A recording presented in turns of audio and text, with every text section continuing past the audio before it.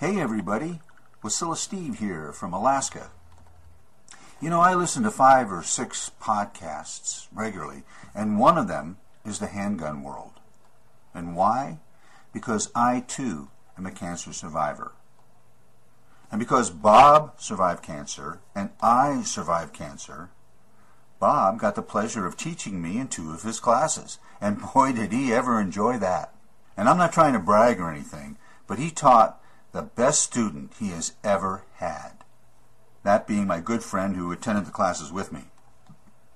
So here now, a true survivor, a great American, and hands down, one of the best instructors I know, Bob Mayne.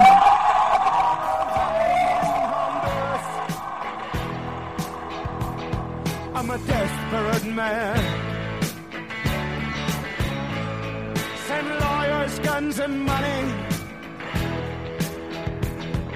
This shit has hit the fan. Hello, everyone. I'm Bob Mayne, and this is the Handgun World Podcast, a practical show done by a practical guy, and that is me, because I'm not ex-law enforcement or ex-military. I'm not a fancy gunsmith or anything like that. I am just a regular guy. I keep this real, and I just talk about a regular guy's perspective on the Second Amendment and shooting and competition shooting and defensive training, and even some survival and preparedness information, which I am going to talk about at the end of this episode.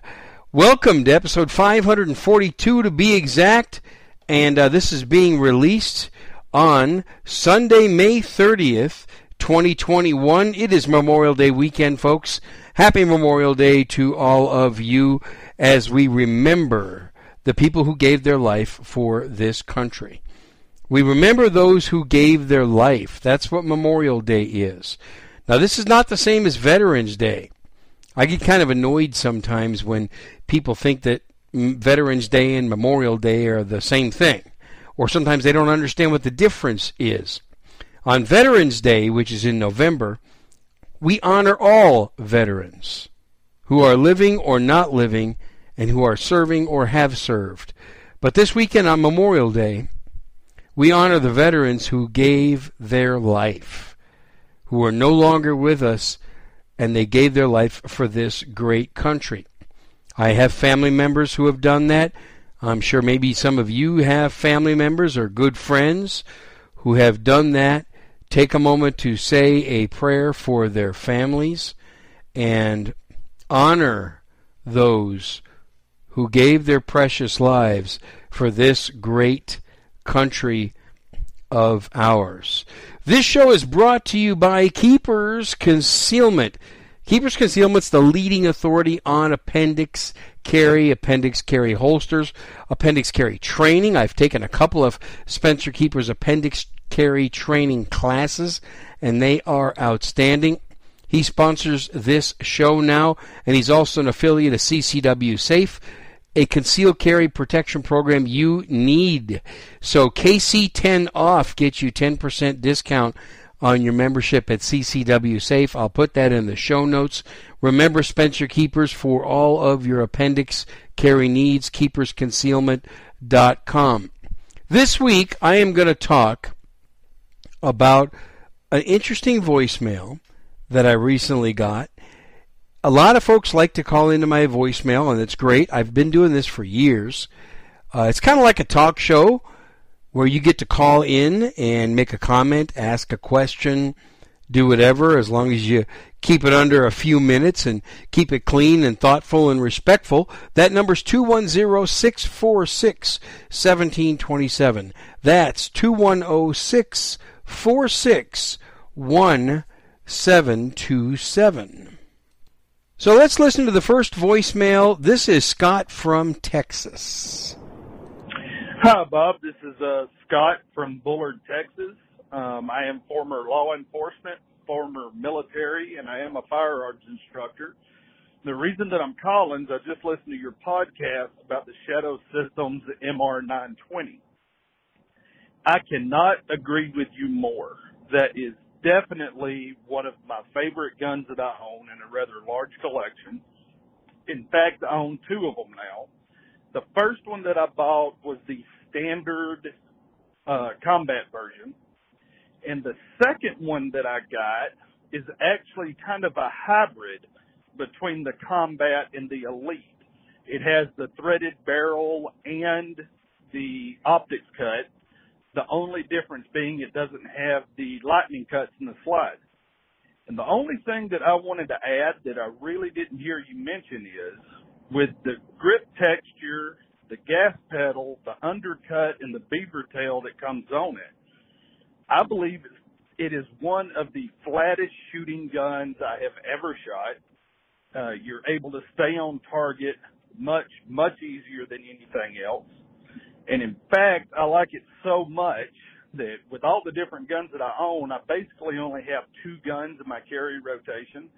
I either carry my SIG 365 to XL, or I carry the Last Shadow systems that I got with a red dot and a flashlight on it when I want to carry something a little bit larger. The reason that those 2 are the only 2 that I carry is I believe that it's important to keep the same manual of arms with what you're carrying every time. So I like the striker fired gun, so I don't have to stop and think about what I'm carrying that day. But I just wanted to add that about the gun being so flat shooting. Thank you so much for everything that you do. Love the show, and thanks for giving me the time to talk to you. Scott, thank you very much. What he's talking about is a couple of weeks ago I reviewed the Shadow Systems MR920 Elite pistol that I just recently acquired, which quickly became the absolute favorite gun that I own. And Scott, thank you for your comment. Yes, it's a very flat shooting gun. I did forget to mention that in my review, so let me talk about that. In addition to everything Scott just talked about, the way the grip is designed, and what's really cool is that there are 3 different back straps that you can put on the grip, and you can change the grip angle. So if you like Glocks but you don't like the Glock grip angle, you can put on a backstrap that is more like a 1911. You can put on one that's like an M&P. That's the one that I use. Or you can put on one that's like a Glock 19. But because the way they've designed it, I put the magwell on mine.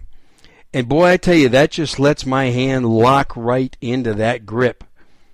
That magwell just gives me a much better grip on the gun, and the beaver tail, and the shape of the grip, and the perfect angle because I've got the medium-sized backstrap on it. For me, yes, it's a very flat shooting gun. And one of the keys, and you can do this with any polymer gun, one of the keys is, some people call it the gas pedal, I call it thumb rests.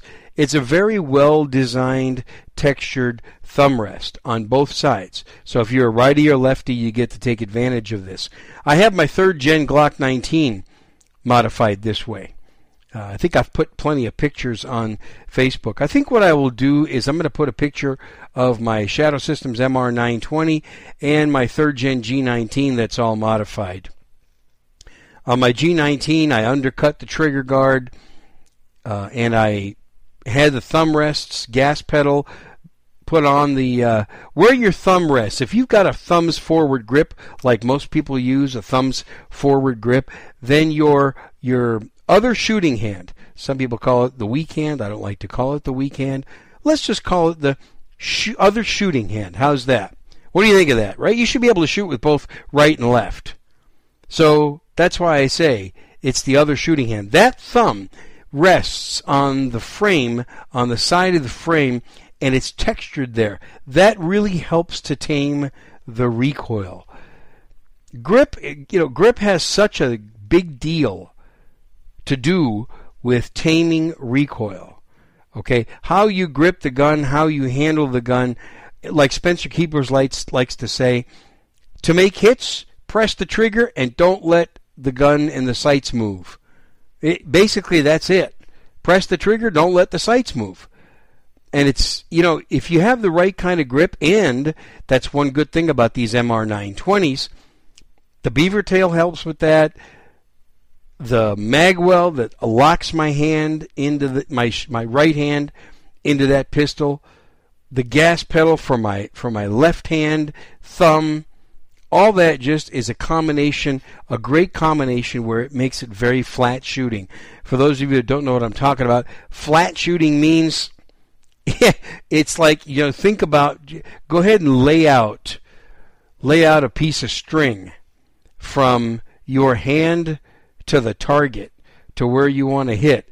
Imagine, let's say you're at 7 yards. Imagine a 7-yard, 21-foot long string that goes from your hand to the target. The bullet is going to follow that trajectory. It's going to be flat, and the gun is going to stay flat in your hand under recoil. If you notice somebody that can control recoil well, it looks like that when the gun recoils and the slide goes back and forward, that it's flat. It's not flipping up. It just stays in a flat motion. And that's the mark of a good shooter, that somebody knows how to grip the gun, how to control recoil, and their gun is set up for that with some good modifications and as well. So Shadow Systems, it's great. The bullet goes where you aim it. The bullet goes where you aim it. You still have to have a good trigger press. You still have to have the right grip. All the basics and the fundamentals, that you still have to do that, but you get assisted by the features of the gun. That's what I like. You get assisted by the features of the gun. And I've got my 3rd Gen Glock 19 set up that way. I'm working on setting my Glock 34 up that way. I may, for my 34, I might send it off to get a beaver tail added to it, and the trigger guard undercut, and some texturing, and definitely a couple of gas pedals. If you already have a Glock pistol, or an M&P, or an H&K, or a Sig Sauer, or a Ruger, whatever you've got, you can have somebody else do these modifications if you don't want to go out and get a Shadow Systems type of gun. But I'm really glad that Scott called the voicemail in and talked about that, because I've spent a lot of time talking about handgun modifications on this show over the years. I've done YouTube videos on it. Check out my YouTube videos, youtube.com/Handgun World. You'll find me there. Just go ahead and search Handgun World on YouTube. I've done a lot of stuff on modifications. If you're a Shooters Club member, which if you're not, I sure hope you get signed up pretty soon for only $8 a month, you can watch those videos. Ben and I have videos about handgun modifications on the Shooters Club. And those videos are not like anything else that we've published anywhere else. So get signed up, shootersclubmembers.com, shootersclubmembers.com. It's only $8 a month or $75 a year. Now, the next subject I want to talk about is ammo. And I went to the range to practice day before yesterday. By the way, I'm going to talk about the ammo I picked up, and then I'll talk about my range practice. The range happened to have some 9mm 115 grain practice ammo. They had some Arms Corps ammo, which isn't bad, and they had 100-round boxes for $56. Yeah, 56 cents a round. In today's market, 56 cents per round is, I hate paying it. But if I want to buy factory ammo, that's what I got to pay. So I picked up a couple boxes of that, got 200 rounds at 56 cents per round. And so what I've been shooting these days as far as ammo is I had a fairly good stock before the crisis hit. And I'm not going to say how much, but I had a fairly good stock. I have a real good friend. He's been teaching me reloading, and he's become pretty good at reloading. So I've been getting some of his reloads. And again, I'm learning the craft of reloading ammunition. My friend Mark has become pretty good at it. We had some challenges in the beginning. First 500 rounds or so were not so great, but we've pretty much done pretty well. We managed to get some more primers, which were really hard to find, but we managed to get some. And this is kind of like a partnership that we have during this ammo crisis to get ammo a little bit less money and to be able to just get it. That's the hard part, is actually finding it. So we create some of our own supply. Now, what I was at the range doing is I was practicing concealed carry draw